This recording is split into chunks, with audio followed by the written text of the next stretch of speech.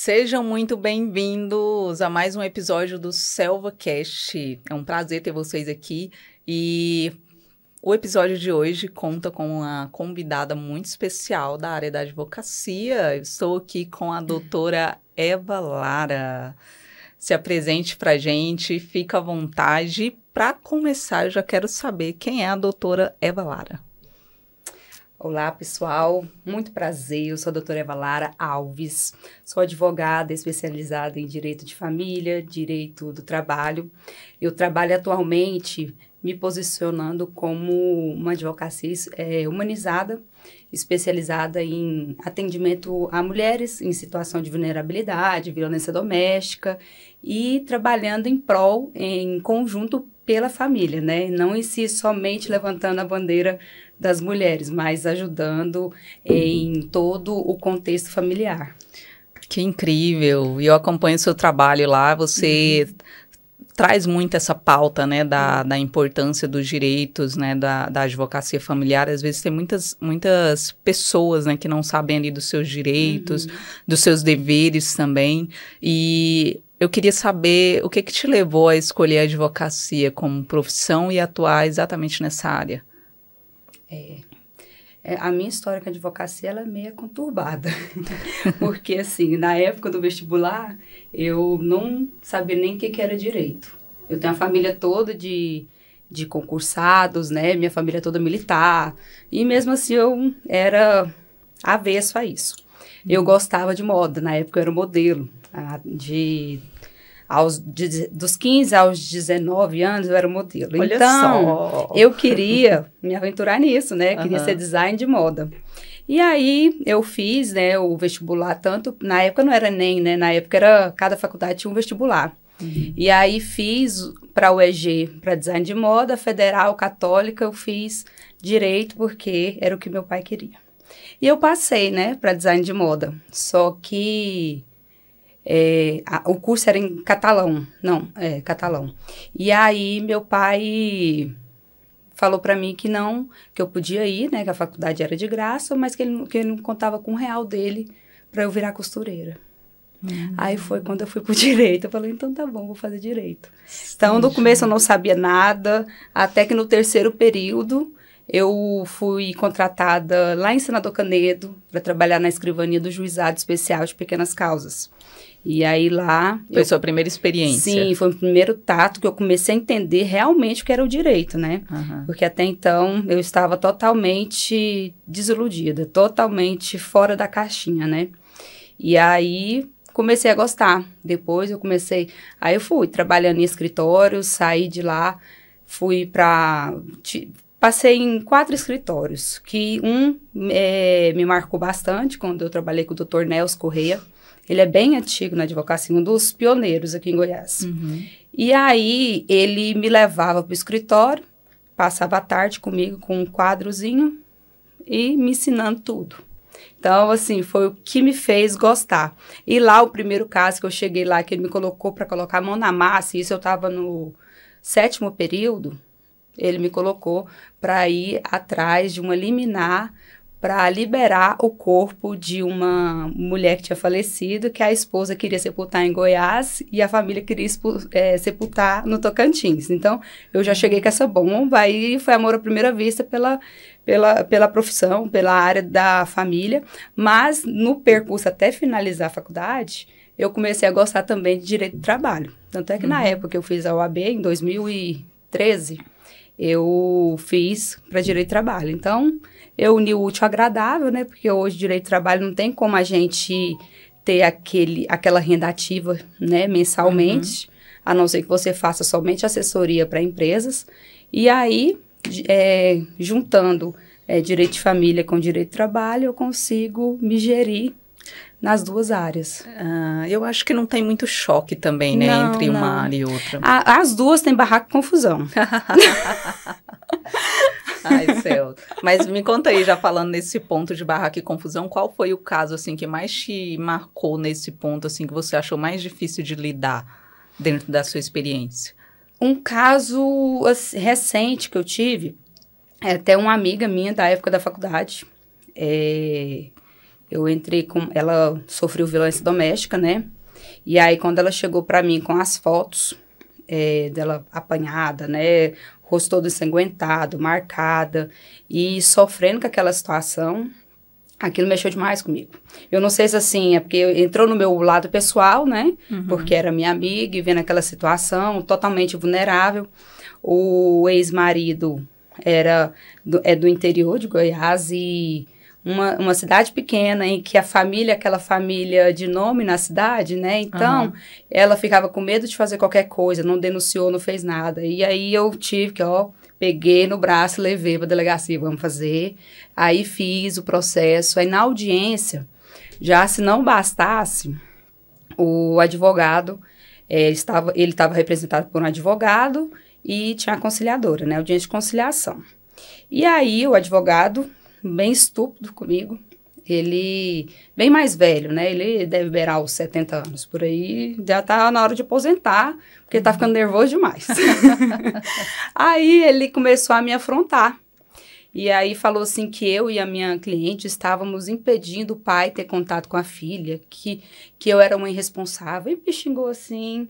Aí foi o momento que eu tive que falar mais alto, tive que descer do salto para me alinhar a ele, né? Sim, e aí, assim, isso, assim, me bateu aquela crise de ansiedade depois dessa audiência, eu fiquei muito nervosa, assim, e eu soltei os cachorros, né? Porque geralmente eu sou mais educada, fico assim, tranquila, querendo a paz, querendo conciliar o povo, mas nesse dia, assim, mexeu bastante comigo, porque não era em si o caso, não era se os clientes, mas o advogado me barrando em uma audiência, querendo se sobrepor sobre mim, pelo fato de ser mulher e mais nova, né? Sim, com então, certeza. Isso aí me deixou muito injuriada. E no direito tem muito isso, né? Eu acredito que... É uma profissão muito masculinizada, né? E aí traz essa questão também, onde a mulher, às vezes, não somente pelo fato da mulher, mas eu digo no quesito que às vezes é estressante, porque, por exemplo, é uma situação que nitidamente a gente enxerga o direito de uma forma e aí eles reagem de outra, né? Então, nunca é uma coisa muito, assim, 100%. E você tocou nesse assunto, eu me lembrei agora de um caso de uma mulher, de uma mãe, né, que perdeu a guarda da filha. Eu não sei se você chegou a ver esse caso. Eu vi, assim, por cima, esse caso, assim. Eu não aprofundei para saber mesmo sobre essa questão, porque eu não acredito que um juiz, em sã consciência, vendo todas as realidades dos fatos, iria dar essa guarda unilateral dessa forma se não tivesse acontecido alguma coisa no meio do processo. Então, como nós não temos acesso, é um processo sigiloso, é difícil a gente se pontuar, né, colocar um lado da história. Eu ainda não sei, é uma questão muito prematura. Depois que aparecer algumas questões aí pra gente, pode ser que a gente entenda melhor o caso, porém, ela tá no direito dela, por mais assim que o pai ganhou a guarda do judiciário, ela ainda tá em fase de recurso, né? E assim, é um fato que abala muito, é bem chocante, né? Principalmente pra gente que é mulher, né? Isso, a gente sente exatamente. Aquela dor e eu fiquei assim abismada, né? Porque pela situação, é a Paula, né? A mãe da menina de 2 anos, que teve... a guarda... Teve uma questão de violência doméstica, não tem? Sim, eu vi, pelo que eu vi também, da versão dela, né, teve essa questão da violência doméstica, que ela já tinha, né, feito um boletim de ocorrência, enfim. E pelo que eu vi também, ela viajou para outro estado a trabalho. Esse é o problema também, né? Porque quando você tem a guarda compartilhada, e mesmo a unilateral, né, você tem que comunicar, você não precisa, na unilateral, você não precisa pedir autorização para o pai. Na compartilhada, sim. Mas por mais que tenha ou uma compartilhada ou uma unilateral, eu não sei ao caso se antes era compartilhada. Você tem que informar qualquer mudança de endereço, ainda mais para outro estado. Então, é como se o juiz aplicasse uma penalidade nela porque fez aquilo, infringisse. Então, eles mandaram ela entregar a criança porque pode ser que o pai entrou com um processo de busca e apreensão de menor, porque ela descumpriu os termos que o juiz impôs para ela. Certo, né? Já que você tocou nesse assunto, só para quem não entende muito sobre isso, qual a diferença dessa guarda unilateral com a compartilhada. Com a compartilhada. É o seguinte, a guarda, ela visa você estipular quem é o genitor guardião, aquele que vai acompanhar o desenvolvimento da criança e que ele vai morar junto. Na unilateral, o pai ou a mãe é o único responsável para dirimir, gerenciar a vida da criança, quanto à escola, quanto à saúde, tudo, é rotina. Então, um genitor faz somente esse trabalho com a criança e ele tem autonomia sobre a vida dela. Por exemplo, autorizar uma cirurgia, para poder viajar. Agora, a compartilhada, os dois compartilham essas responsabilidades, tanto ônus como bônus.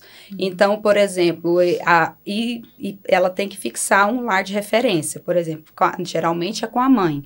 O lar de referência da criança é a mãe, mas a guarda é compartilhada. Na unilateral, não tem a questão de lar de referência, ela vai morar com o genitor guardião da guarda unilateral, que é uma pessoa responsável. Então, na compartilhada, divide tanto as responsabilidades como os benefícios. Por exemplo, a mãe, ela não está responsável sozinha com a criança. Por exemplo, ela tem um compromisso hoje, não pode levar a criança na escola, ela liga para o pai, você tem que ir lá levar ele porque eu não posso. Na unilateral, não tem essa imputação de responsabilidade para o pai. Ela tem que ficar lá pedindo, se precisar, né? Ela tem que, na verdade, se virar. Né? Então, na compartilhada é boa, né, quando os pais têm um bom relacionamento. Agora, aqueles pais que brigam demais, é muito complicado dela desenvolver. Mas, geralmente, a unilateral, para ela ser concedida, ou o pai tem que ter uma circunstância bem pejorativa, né? Ou ter um indício de violência doméstica, ou ter alguma situação que agrava, ou o pai cometer algum crime contra a criança, ou frequentar lugares que não são propícios para a criança, né? Uso de drogas, essas coisas, então, pode descaracterizar a unilateral. Nesses casos, né? A questão de alienação parental. Agora, se não for esse caso, ou se não, crianças menores de 1 ano que precisa do aleitamento materno, ou precisa de uma alimentação diferente, ou tem uma condição especial de saúde, aí o juiz prevalece a unilateral por causa dos cuidados que realmente a mãe que proporciona, né? E a compartilhada a partir dos 2 anos por aí é a de praxe, né? É a comum que é aplicada para todo mundo. Só que aí os pais têm que tentar ter uma comunicação boa, não uma relação boa, pelo menos para o bom interesse e bom desenvolvimento da vida da criança. Certo. E esse ponto da questão do direito aí, né, da guarda, eu acho um pouco conflitante, né? Mas você já chegou a pegar algum caso onde a mãe perdesse a guarda da criança? Sim, já. Assim, eu tive 2 casos. Um primeiro foi porque ela estava com uso constante de entorpecentes, teve que internar, né, em clínica, então, e depois aí passou a guarda provisória unilateral para o pai. E quando ela retornou, aí o juiz não quis passar a guarda, aí ficou definitiva. Até que ela restabelecesse, passasse por um tratamento, passasse por exames toxicológicos, para saber se ela estava apta a continuar com a criança, porque tinham relatos do pai que ela estava com a criança, ia em boca de fumo, né, situações de prostituição. Então, assim, tem que ser uma coisa bem degradante para a mãe perder realmente a guarda. E eu tive outro caso que, na verdade, não perdeu, mas o pai corrigiu a mãe para ela passar a guarda unilateral. É recente isso, um processo, a gente estava bem no processo, ele até tinha sido aplicado a revelia, que ele não apresentou defesa, então é considerado verdadeiro tudo que a gente falou. E tinha bens para ser partilhados, muitos bens, pensão alta, o pai empresário, tem muito patrimônio, e ela, depois que separou, constituiu dívidas, e estava sendo ameaçada por agiota. Nossa. E aí o agiota entrou em contato com o ex-marido, falou que era o único contato que tinha para ajudar ele, porque se dependesse dele, ele resolvia da forma que ele acha melhor. E aí, ele usando disso, fez com que ela assinasse um acordo esdrúxulo. No caso... E aí eu vou falar o quê, né? Porque se eu impeço fazer um acordo e depois essa mulher aparece morta, né? Não. Aí lascou tudo. Não, aí ela fez um acordo, ela passou a guarda unilateral para ele pagar a dívida dela e ainda se comprometeu a pagar 20% do salário mínimo de pensão. Só que assim, ela falou, a advogada dele falou que isso aqui é só para o Ministério Público aprovar, mas realmente tem que ter, mas acaba que você toma uma obrigação, né? Se você não pagar, ele vai executar, né? E aí, abriu mão dos bens. Nossa. Aí você vê, assim, tanto que a mulher fica vulnerável, né? E ela não falou nada comigo, ela sabia que eu ia querer impedir, né? E aí ela falou, Eva, não teve jeito, eu tive que fazer isso porque tinha que ser rápido, porque eu tava na mão dele, ele usou isso pra me atingir dessa forma, né? Pra fazer uma barganha. E aí, pagou lá uma dívida de 40 mil e ficou por isso. Mas aí ela vai ter essa guarda compartilhada? Não, é unilateral para ele. Ah.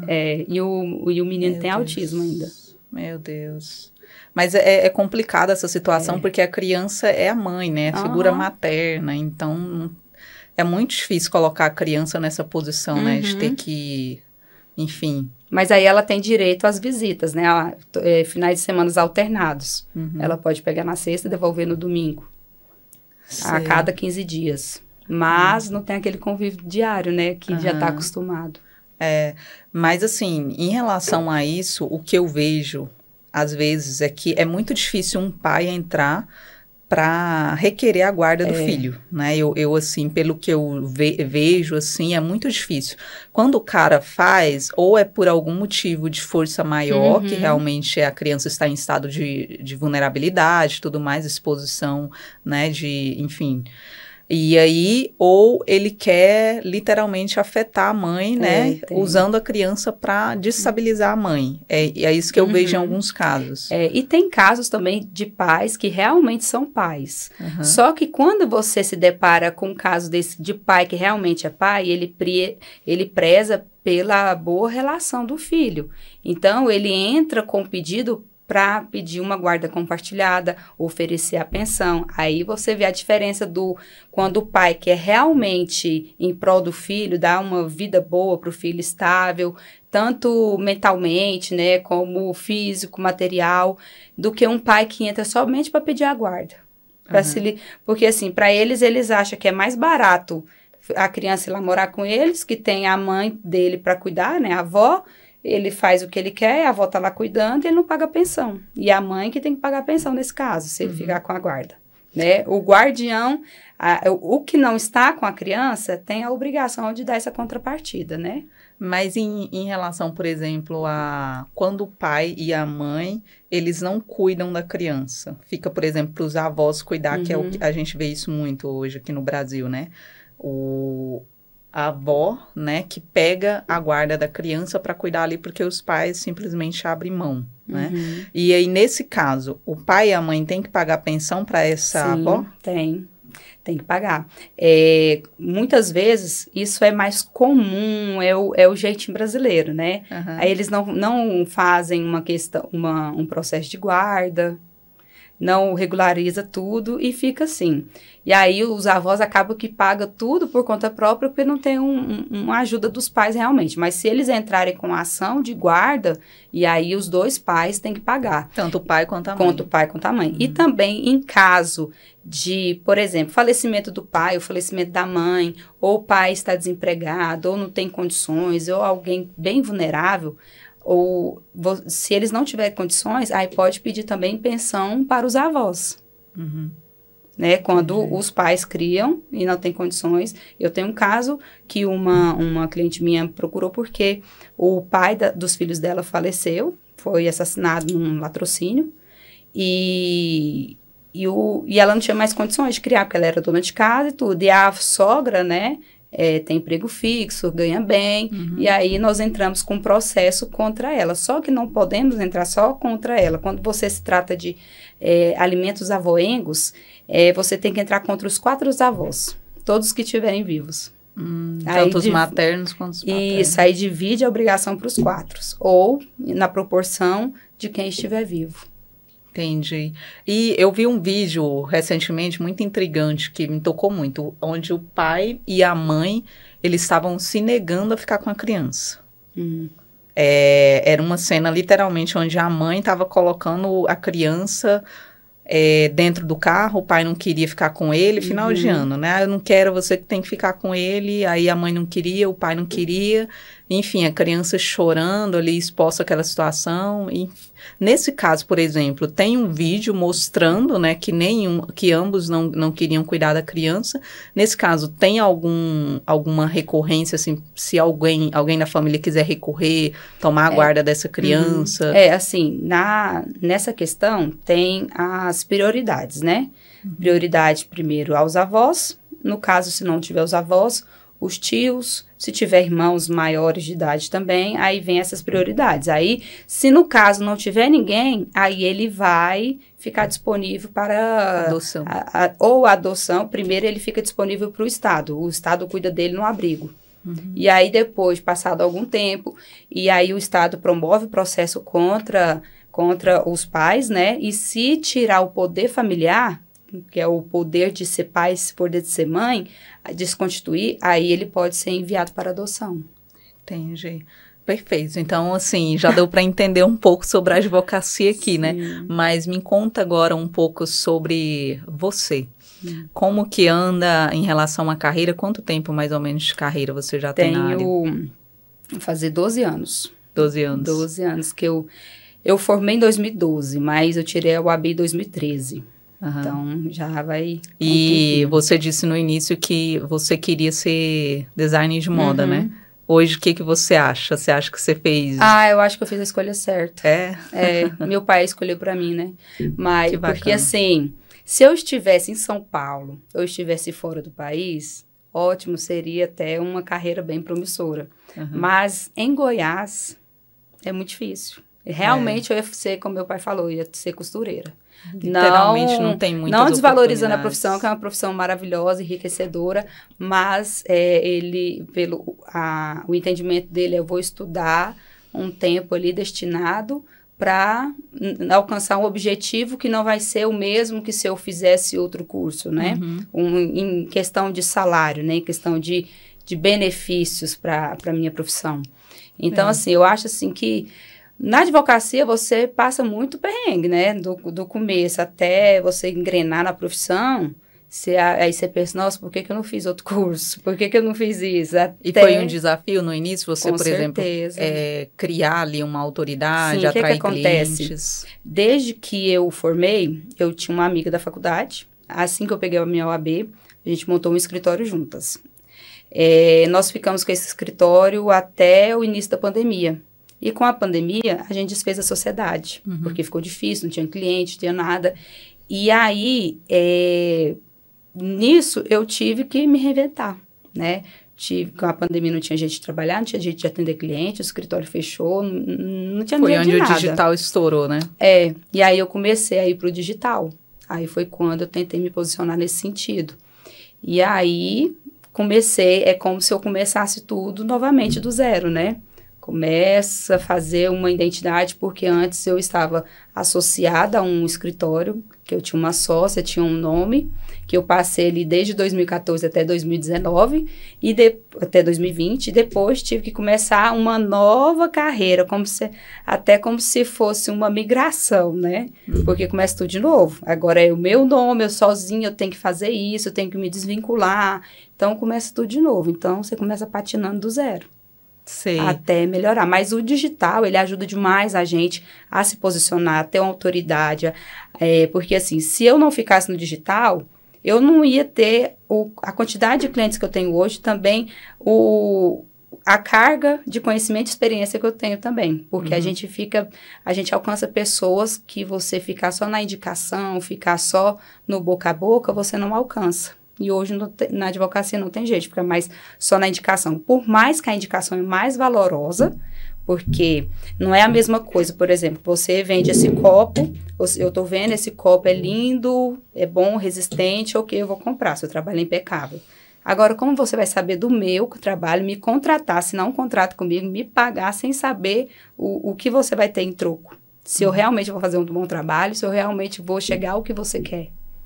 É bem complicado, né? A gente prestar o serviço e ter essa garantia. Então, a indicação ainda serve muito para isso. Mas hoje, as pessoas não estão importando muito com a internet, né? Por exemplo, eu posto lá, a pessoa vê as minhas postagens e entende que eu domino aquele assunto, que eu trabalho bem, porque eu tive a cara de pau de abrir a câmera, ir lá e falar para todo mundo, para o mundo inteiro. Então, acho que inconscientemente as pessoas entendem que você tem algum domínio sobre isso. O conteúdo, ele é uma exposição de conhecimento, né? Isso, exatamente. Embora então, algumas pessoas usam de má fé com isso também. E a gente, na advocacia, a gente é bem restrito, né? A gente não pode fazer propaganda, porque é uma concorrência desleal com o outro, que acaba que essa intenção que a OAB tem de não deixar nós fazermos propaganda, porque em teoria seria, porque os grandes escritórios poderiam desestabilizar os menores, porque eles teriam mais fonte de renda para poder fazer uma propaganda, poder colocar algum anúncio, e o menor não. Mas esse impedimento acaba que faz com que o menor não se sobressaia, né? Fica impedido de fazer alguma coisa. Mas até então nós podemos fazer divulgação com material didático, né? Educativo, informativo. No caso, então, o advogado ele não pode fazer anúncios. Não, eu não posso dar preço. Não, anúncios pode, só se for de forma educativa. Por exemplo, igual eu estou te informando aqui, te tirando suas dúvidas. Não pode falar, por exemplo, de promoção, essas Não, eu não posso falar assim, olha, você está com problema com guarda? Fala comigo que eu vou te dar a solução. Entendi. Não dá para dar aquele CTA bem focado, né? Não sabia, isso aí é novo pra mim. Você não pode colocar preço, você não pode falar, fale comigo. Então, se você olhar as minhas publicações, está lá, consulte o advogado da sua confiança. Eu não posso falar assim, acesse aqui e fale comigo. Nossa, mas então é bem... É difícil. Mas o bom é que o material educativo em si, ele já fortalece a autoridade para esses acaba clientes. fazendo com que a pessoa ache que você tem domínio daquilo. E muitas vezes eu vejo na internet, eu vi até um caso que eu vi essa advogada, ela é bem famosa na internet, com casos de família, ela parece que ela pega família, penal, vários tipos. E aí, ela tem quase de 1 milhão de seguidores, tanto no TikTok como no Instagram. Chegou um processo dela pra mim. Eu falei assim, what? Como assim? Como assim? Assim, eu vou te falar, faz vergonha ver a petição. Erro em concordância, erro de ortografia, erro de indicação de artigo, de inciso, de jurisprudência. Assim, parece que estava nadando, patinando. Aí você vê, a pessoa se posiciona muito bem na internet, mas você vai ver o trabalho dela em si, a porcaria. Não está à altura, né? Não. Entendi.